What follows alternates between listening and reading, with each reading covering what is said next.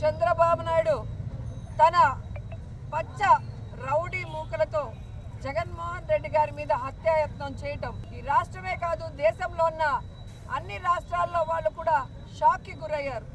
అంటే ప్రజల అభిమానం పొందడానికి ప్రజలకు చేసిన మంచి చెప్పుకోవాలి, లేదా ఏం మంచి చేయబోతున్నామో చెప్పుకొని వారి యొక్క ఆశీర్వాదాలు తీసుకోవాలి. కానీ ప్రజలు అభిమానించే నాయకుడిని లేకుండా చేసి తాను అధికారంలోకి రావాలన్న కుట్ర కుతంత్ర రాజకీయం చంద్రబాబు నాయుడు చేయడం దురదృష్టకరం. పాదయాత్రలో జగనన్న మీద ఏ విధంగా కత్తితో దాడి చేశారో మనం అందరం కూడా కళ్ళారా చూసాం.